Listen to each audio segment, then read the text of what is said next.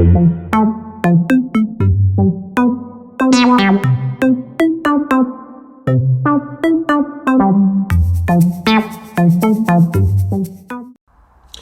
back to my channel. As you can see, I have a new car, and a roof down car at that. So after so much issues with the Peugeot and the Fiesta, we can have a bit of noise here. I'm on a bit of a lay-by with a road, but after having issues with the two cars, no, it's not right, is it? Come on, you dildo.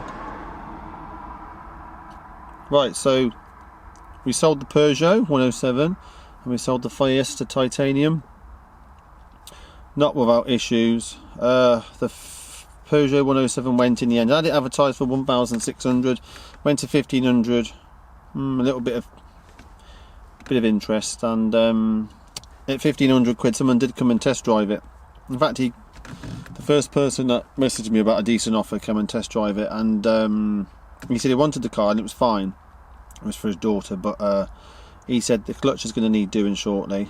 So he says quite high, and I was driving it and I noticed it was quite high, though it didn't slip at all. It never slipped, and he drove fine. But I thought the pedal was high. But you know, I get in and out of different cars all the time, and some cars are low down clutch, some have got high ones. This one's sort of mediocre in the middle. But yeah, so on that basis, I discounted it to 1,000 quid, which was £100 less than I paid for it. So I super lost out on that car. Obviously it gave me content, so that's more important to me than actually making money. I don't do it to make money. But yeah, so I had so many issues selling it and messing around. So many people messing me around. So we sold the Peugeot to a lovely guy who came, no quibbles, no hassle. Took it for a test drive. He said the clutch seems fine to me, and I was like, well, it seems fine to me, but someone test drove it, and you know, it was a bit high. I felt it was a bit high, so on that basis, it was 1,500 quid put down to 1,000. There was £500 in there for someone to come get the clutch done, which wouldn't have cost that much. I'd say 350 at the worst, unless you know your mate who would come and do it for you. The clutch kit for it is dirt cheap. I don't think it's even 100 quid. But yeah, so we sold that one, and the Fiesta. But I'll go into about that in another video about selling those cars. It'll be in a diary update. But anyway, so I've purchased a car. So as I say, I've sold the two cars, so it gave me a bit of money. So I decided I wasn't going. My next car. This isn't actually a car to be sold. I bought this car for myself, but I do plan on buying my next car in the same scenario. So I've brought an Audi A3 convertible. I've been wanting a convertible for ages, and I did originally want an MGF, but because it's 2 seats, it's not practical for me with 3 children. Even though I probably drive a lot by myself, obviously when the kids are at school and stuff, but etc. But yeah, no, so it wasn't very practical. So there was an Audi A4 I wanted, a mini convertible, but I didn't really want to go with a mini convertible because I thought it was a bit good, even though I was looking for a Cooper S. But anyway, so I've been wanting a Audi A3 or an Audi A4, but I really wanted an Audi A3. But they were just out of my price range. One did pop up on Copart. This is a Copart purchase. One did pop up on Copart. It was badly damaged. It was a Cat S, but it was actually £675 by it now, with all the fees, just about 1,050 quid. I really was tempted. I did bid on it up to 150 quid, but this couldn't come up. And I did really want it, but it was really badly damaged. And though I wanted another salvage car, and I was quite happy to buy a salvage car for a convertible, but I actually wanted one to get in and drive. It's April now, summer's coming, and I really wanted a convertible. So I was just like, do I go and buy one privately or what? But I looked on Copart and this one popped up. So this is an Audi A3 TDI 1.9. I'm not sure on the spec, but it's just a standard spec, I suppose. I don't know what the base range is. I don't think I don't think the base range is that bad anyway in these, because obviously it's convertible, so it's probably more expensive from new. But yeah, it's a 1.9 TDI. It's a 2008 08 plate. This is the earliest one they brought out on the convertible, and I don't mind the reg. I wasn't really fussed about the reg. The mileage on this is quite high. It's 154. So the mileage is 154,465, which is obviously very, very high. But it's an Audi, it's diesel, and it will last. There's plenty of these going around with much more mileage than this, and the equivalent cheapest Audi A3 I could find, which was on Auto Trader, was one that I'd done. It was on 08 58, same car actually, just a different colour, and that was £3,000, and that had done 130,000 miles. But this is so this is 154,000 08 plate, and it's not crash damaged, which is what I was after really. That's why I was happy to pay a little bit more. Do apologise about the noise. There's lots of cars going past on this little country road I'm on. So this car is a finance repossession, which basically means that the car was lifted from the previous owner without their permission, because obviously there was finance on the car and they didn't pay it off. So when the car was listed, it was listed with no keys, just the car, no logbook, no nothing, and it stood as it was. But in the pictures you could clearly see that there was a key hanging from here, the mirror, where they always hang them, and the ignition was on. It was running. It said it was running. You could see the mileage, even though the description said can't read odometer. And yeah, so I was like, do I take a gamble again? not have a key? So I was like, it's a bit of a weird one. But I didn't know this, but obviously it turned out they listed this car as no key, and then the finance company decided to purchase a key for it. I didn't know that, and obviously Copart weren't aware of that at the time, but I think they wanted to get the price up a bit more, so it was obviously in their interest to spend 150 quid on a key. Now they didn't buy anything special. They put that in there. They literally had the cheapest key coded ever. But obviously, you know, there's a responder in there. So there was that key, and I've got a spare blade. That's it. There's no remote. So I've purchased a remote for it to use, because it's a bit annoying having to put that in the door, and the alarm keeps going off every time I get in and out of it until you put the key in, because it really needs the fob. So there's a key on that. I've got a spare blade. I brought a genuine Audi fob for 20 quid off eBay. There's no responder in it, but I don't mind, because you just pop that out. The responder's in there. I'll take the responder out of this, stick it in the fob, put my key on, and the fob, obviously to open and close the doors, it's like most cars. You program it, you stick it in the door, turn back, turn forth, turn back, turn the ignition on, blah blah blah, and it will open and close. So I'm happy to do that. And then obviously I've got a spare blade. I'll only ever have one responder, but I'm not bothered about that. It's obviously going to cost me about 100 quid to get a responder bun. But anyway, at least the best thing in the world is at least it came with a key, though it's very basic. It's very sharp as well. It's really cheap. But yeah, so you can see like it's literally just basic. And then the blade was just in here, but which I've took out. But yeah, so at least it comes with a key. So big bonus. I could have easily brought it, and I've done it before. It said come with keys, and it never. But you know, it was running. I could see the key hanging from there. So I was like, it's got to be there. It's got to be there. So I paid. There was a minimum bid.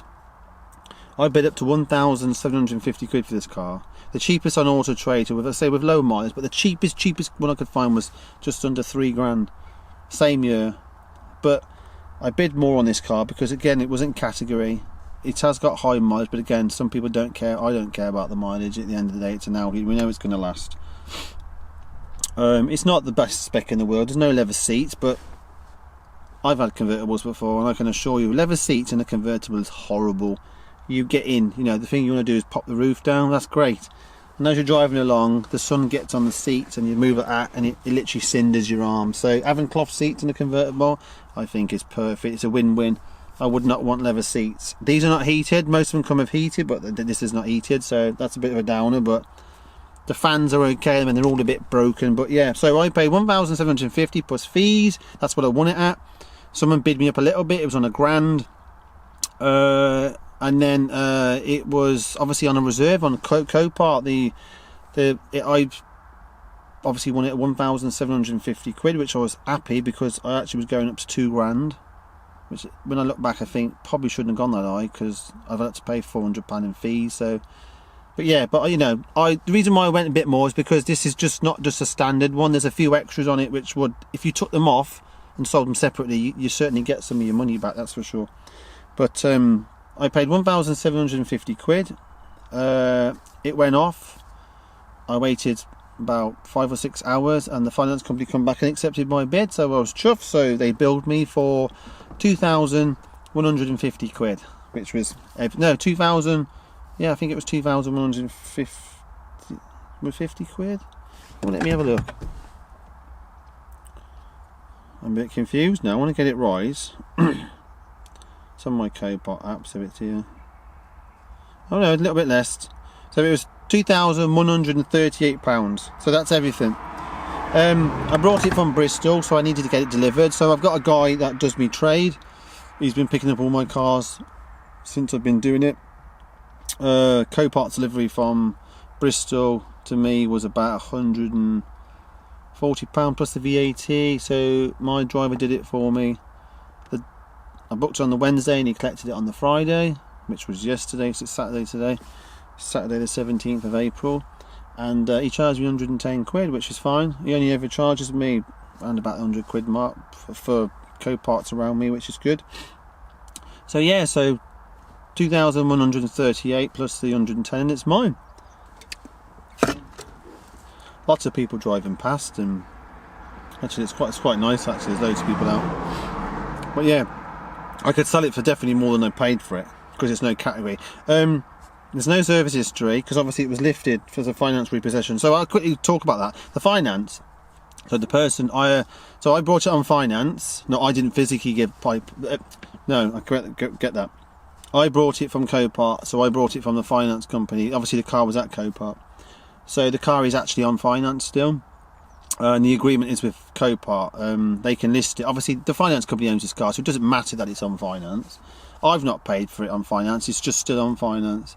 And once you make payment, they will clear the finance and update HPI within 48 hours, so it's clear. So I've done an HPI report on it, and the previous owner had a logbook loan on it, which is the worst thing in the world. And from what I can gather, there was a 42-month logbook loan on it, and it was started about 1.5 years ago, and it was obviously in default.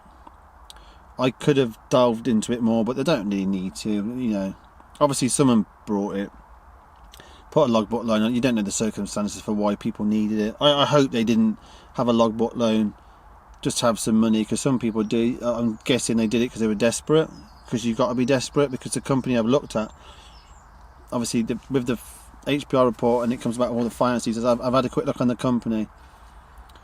Just for £1,000, it's 24 months payback. 24 months payback for £1,000, and the APR is 200%.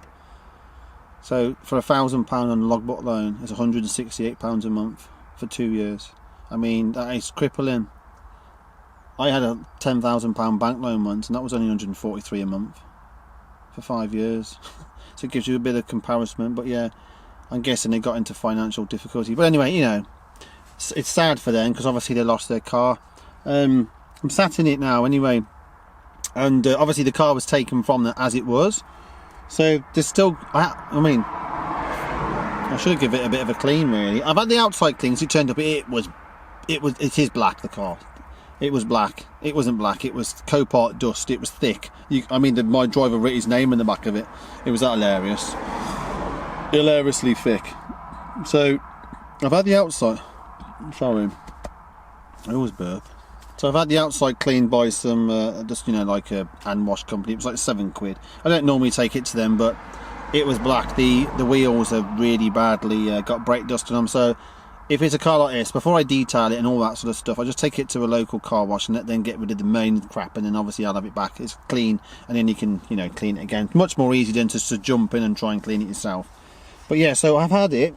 The inside is filthy, but it's, you know, it is what it is. It's just a dirty car. but I've had it and there's loads of crap in it still from the previous owner. I wanted to take it out so desperately, but obviously I wanted you to see what it looked like. The 2 additional things on this car that have come with it, which is what made me want it, and if I return the items back to stock, I'd still make some money. So here, so you can see it's got a Pioneer system. Someone's paid lots of money to have this installed.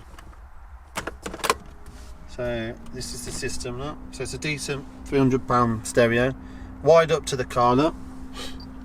As you can see, it's properly on the controls as well. So it's so we go back onto that. So you got radio, Bluetooth. Oh God, what's going on here? Why is it not? Yeah, so it's got Bluetooth and AUX and all that. Rear camera. The camera's not working, but I might put a camera on it. You never know. But yeah, so that's like 300 quid. It's £200 all day long second hand, that would be. But you know, it's wide up to this car perfectly, and they've got it on the system.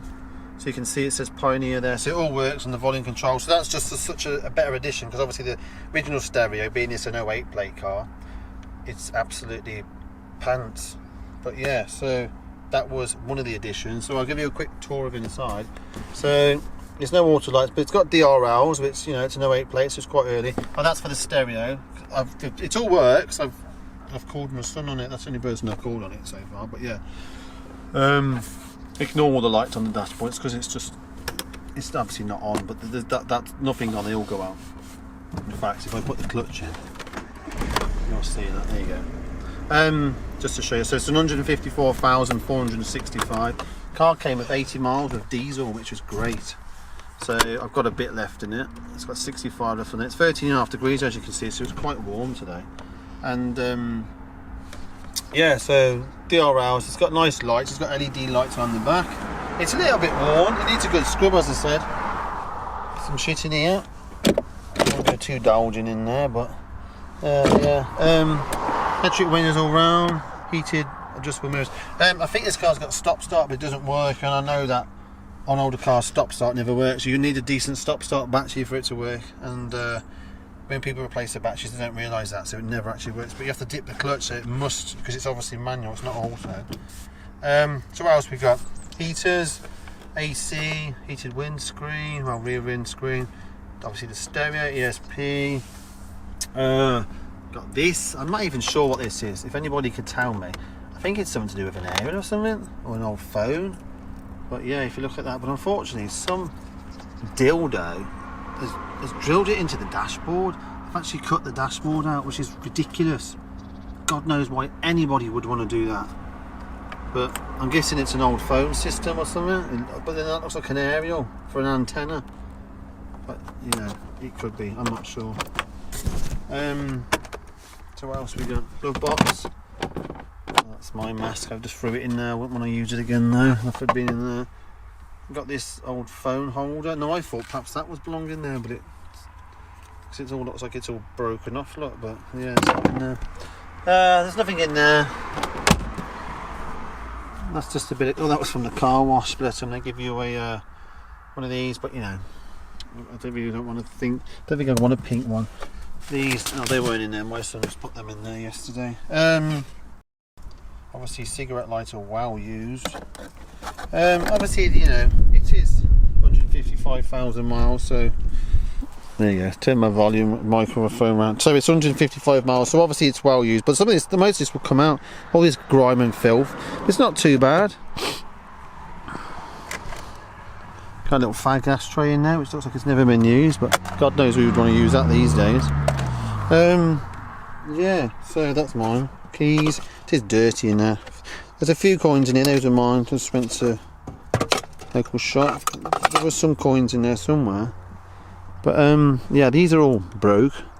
They need to be taken off, but they all work. That's a bit wobbly. This car came from Bristol, and the registration says Bristol. So I'm hoping I can contact the Bristol Audi dealership, because that's what the plates want, and try and get some sort of service history. I want to know if the cam belt or the chain or whatever it's got. I don't actually know. I haven't looked. My mate said that. Have a look. But I haven't actually looked yet to see what it is. But it's the 1.9 diesel. I think it's the 105 horsepower. It's about 100 horsepower. It's not particularly too quick, but you know, it's not the slowest thing in the world. Diesel, 100 horsepower diesel engine's quite nippy when you need it to be. So yeah, so that's pretty much the interior. There's lots of crap in it.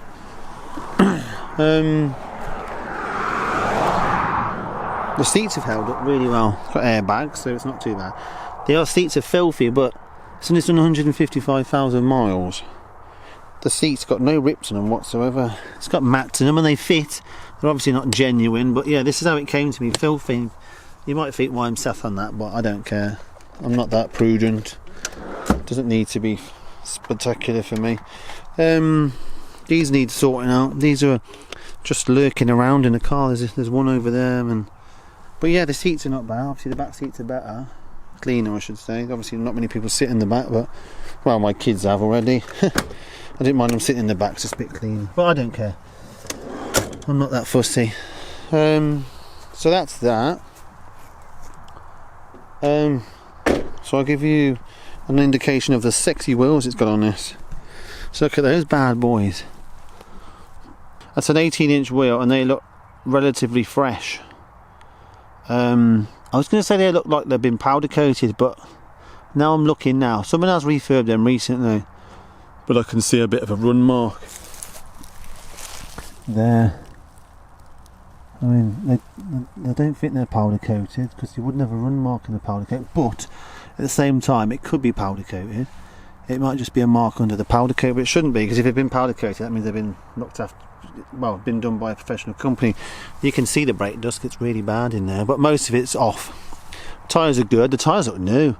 These are 225/40R, no, ZR18s.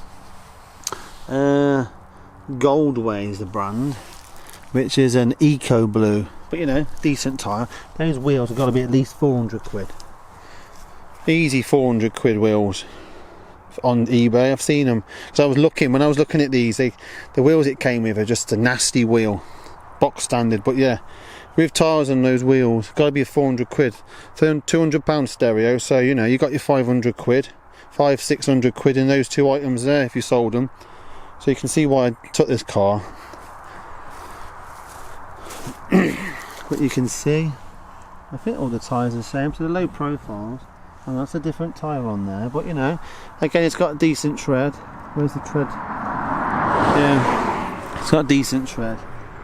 The only bit I've spotted is a slight bit of rust, but thankfully this is the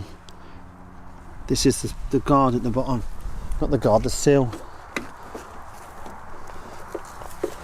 So this is great because it's easy to fix and get sorted, because it's only a stone chip, most of that. There's a bit of, there's not rot, it looks like getting a bit of corrosion, but it's getting there. Look at that crap in there, even a pair of scissors. No masks today in there though. But I thought the mirrors might be folding, but they're not. But they've got LED indicators. It's a nice looking car. It's scratched to death, obviously. Naturally it would be scratched to death. That's the reg if anybody wants to check. It's got MOT till October, which is what another reason why I wanted it. Hasn't barely failed much on its last MOT. It's got, I think it had an advisory, I can't remember now. But yeah, I put some tax on it, insurance obviously. There's the other wheel. They're really bad on the inside. Hopefully it's not too hot, that disc. The pads and discs look pretty good. So there's barely any lip on that. But again, tyres are good. So someone spent a bit of money, even the cheap 18-inch tyres, not cheap. There's a few scratches on it. Hopefully you can see that one there and there. Obviously someone's gone, but you know. But the bodywork's really good. There's no dents, no dings. So when you think on that, oh, there's a bit of, I've not actually looked around this car yet. There's a few small amounts of scabs, but that's not a ding, that's easy touch up. It's like someone's been in the mud down there. It really needs a good clean. I guess it might have been parked up over summer and not used. But the brake dust is terrible. It's got brakes on the back and discs on the back of me and never even noticed. Maybe that pad on the back's a bit thin. But yeah, easy sortable. The alloy wheels are some sort of grey, I suppose, or is it anthracite, something like that. But overall, The car looks good, looks really nice for what it is. Especially as it's an 08 plate. Not many 08 things look nice, but you know, this one does. It's got LED lights down there. It's got a new exhaust. Let's get you in under there so I can't see what I'm doing. So you can see, relatively tidy. Hang on, let me get the display back on.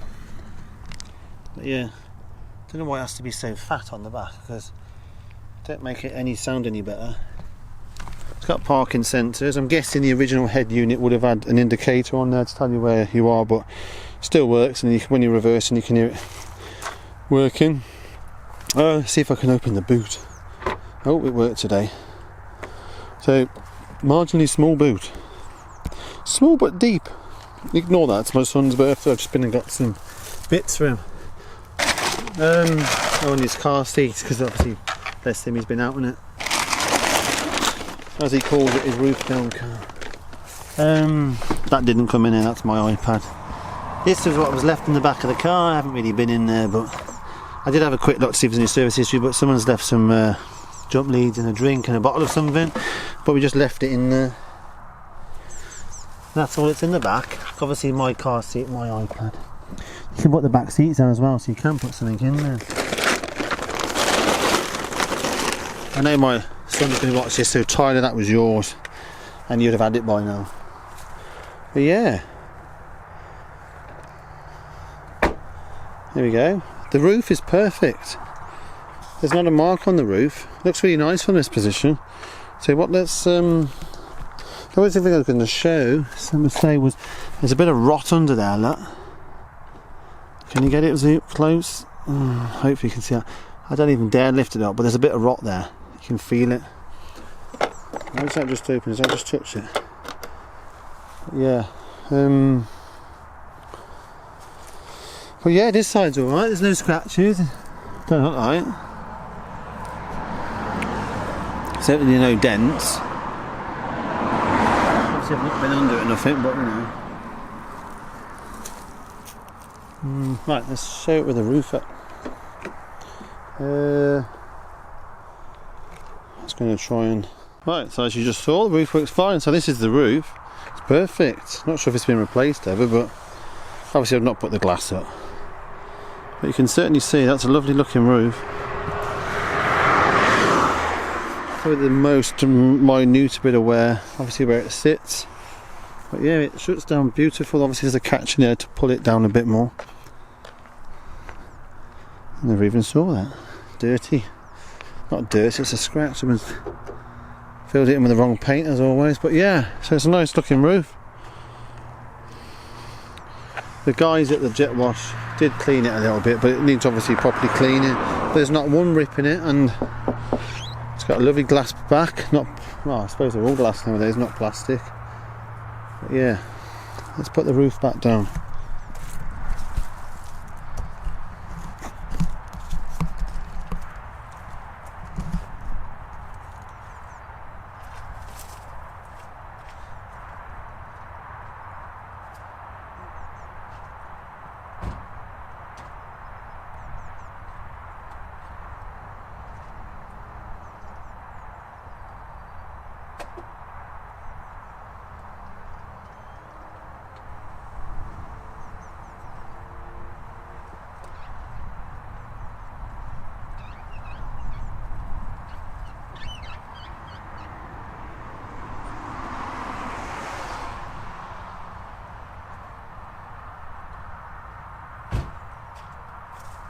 Why do people look strange at me when they drive past?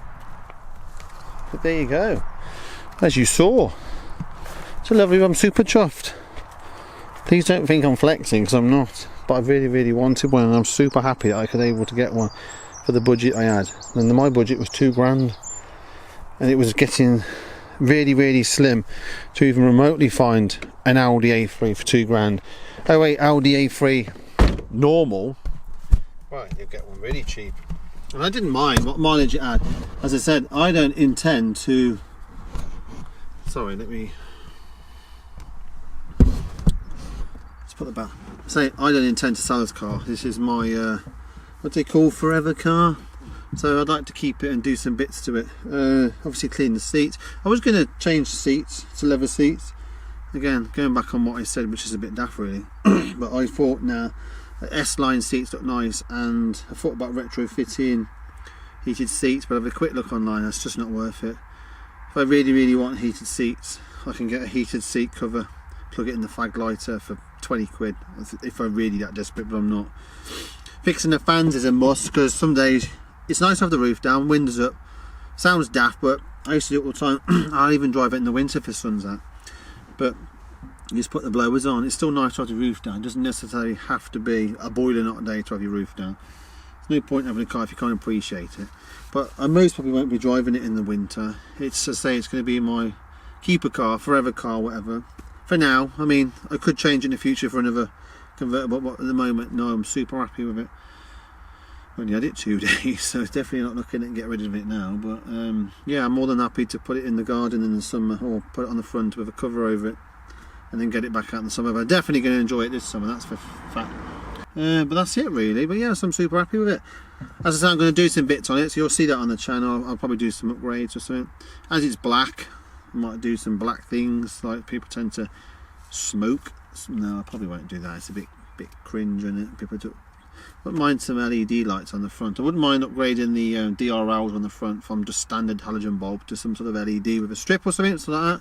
Or you might even upgrade the headlights, you never know. Might get a private plate. I just saw a private plate come up with my initials on, and I've been looking for ages one for my initials on, and there's they've only about 400 or 500, and there's one guy who's selling one for 250, and I'm like, ooh. So I'm tempted to put a private plate on it. No point putting it on my other car, my Abarth, because, well, probably won't keep it forever, but I'm definitely keeping this one, so I'm more than happy. You look at this car, you wouldn't even know it was an 08 plate. It looks like a 13, 14, 15 plate. No, 14, I think it's changed on a 14, so yeah, it looks more modern than what it needs to be, as it is. There's loads of Mazda MX-5s out today with the roof down, and I don't blame them. It's beautiful today. As I say, it's 13 degrees. It's Saturday, 17th of April. And it's the first day, decent sunny day we've had for weeks, because it's been crap. But anyway, that's it. That's just an introduction to the car. As I said, all the other cars are going. This is my car. I'm not selling it. I'm super happy. I'm currently, let me have a quick look. I'm currently bidding on another car. So as I said before, I'm really struggling. My channel's a salvage channel, and I'm more than happy to fix salvage cars.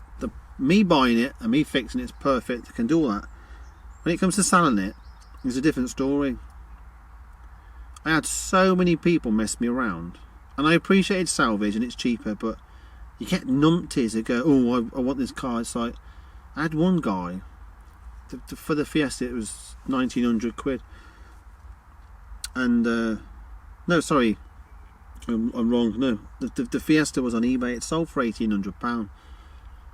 And okay, that was what it was worth, so that's what I sold it for. Guy spoke to me prior to that on the phone. He was a naught feedback, so I gave him the due, and he won it. Contacted him straight away. Said, you know, bank transfer, cash, or because I've got a business account, you can actually pay with Apple Pay, direct debit, debit card, and all that. Now you don't need to use PayPal.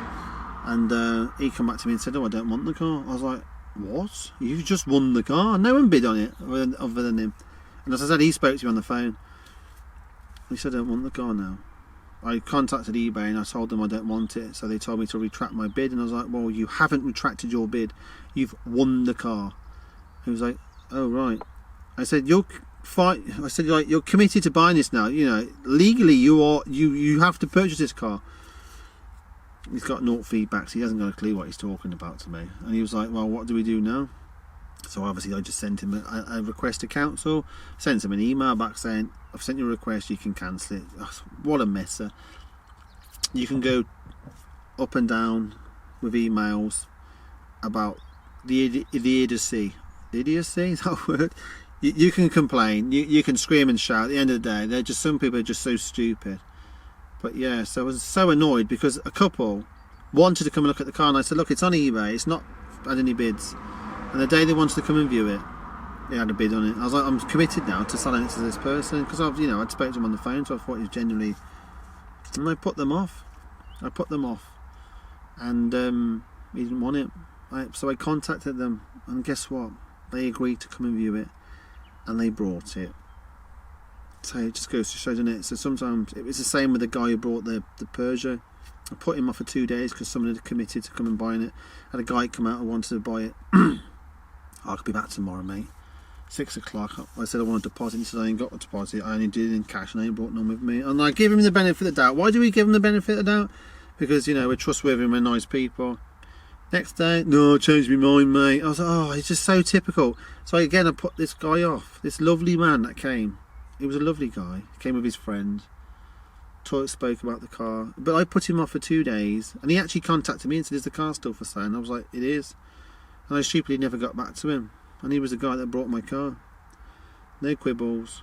Just a normal guy. But yeah, I'll talk about all these bits and bobs in the video. But yeah, that's it. So yes, I say, oh my god, sorry, I got sidetracked. Oh, I got a mental brain. So something wrong with my brain sometimes. No, I have a problem remembering. So yeah, let's have a look. So I'm bidding on another car. I'm decided to buy from Salvage. I don't mind if the crash damage or that, but I don't want one that's category S or N or anything. I want one that's just used, been smashed up and hasn't been recorded. So I'm currently bidding on an 11 plate Ford KA. It's done 36,000 miles. I'm hoping it's got some service history, but you know, it might not. But we'll go with that. That's what I'm going to do. I've been looking at them. You take a chance, don't you, buying used? Because it could be a dealer pulling it through. Most of the time the cars on Copart, they put through dealers. Most dealers are genuine. They tell you what's wrong with the car in the description, you know. There was a lovely car I saw yesterday, a Focus, and I thought that looks nice. It had a bashed up wing. I thought obviously that's why they're sticking it through. Someone's done something to it. It was unrecorded. It was just obviously just got damaged. These things happen. And it looks a lovely car, low miles, and I thought that'll go for a song, that was, because it's not recorded. But because it's got that crash damage, it's not an easy, easy fix for somebody. If you're a dealership, you're looking for something really quick and easy, but because it's all bashed up, anyway, it should go for a better price. But down in the description, gearbox fault. I was like, at least they made the, because I looking at that and I thought generally that'd be such a good buy. But that's what you call it, a good person. You put that in and generally describe the fault of it, and that's what the fault was. Crash damage could have been there for ages, but and that's what you like.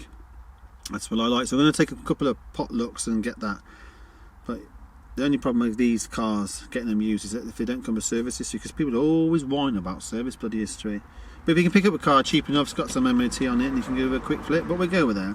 Anyway, that's enough waffling. This is probably a very, very long video. Probably got to be about 30 minutes, but it gets those old watch time up. If you're out there and you want to subscribe and see some more on my lovely, beautiful car, please do so. We have lots of back videos. There's quite a few cars in here that I've repaired and salvaged, and I've fixed them back up, got them back on the road and sold. And also, if you're interested in an Audi A3 convertible, keep watching because you'll see some more videos on it.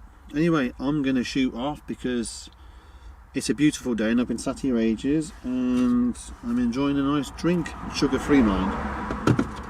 And I'm getting so many strange looks. Not when you become a vlogger or a video logger or whatever, or a prologue, or an imbecile walking around with a camera, you don't have to get some looks. I mean, it's not that bizarre for a man or a woman or a child or a middle-aged person or even an old person to be walking around with a camera blogging about stuff. It just really isn't that peculiar no more, but yet you still get the old dirty looks, especially when you're doing it in a car, which is strange because I could be a dealer filming for my car, which is what I would be doing. Anyway, that's enough waffle, and thank you for watching. Comments, you want to comment on the car, or if you know anything about these cars, and you can give me some tips. I wouldn't mind boosting the power on the engine cheaply without a remap. Anybody got any ideas? Maybe changing the filter or anything like that. If anybody's out there that can look on the forums or something. But yeah, okay. Anyway, thank you for viewing, and thank you for watching. And if you want to subscribe, you do that. I'm not forcing you, but you're more than welcome to. And a thumbs up will be great. And if you know anybody else that likes Audis or convertibles, share my video. Anyway, thank you and see you soon. Bye bye.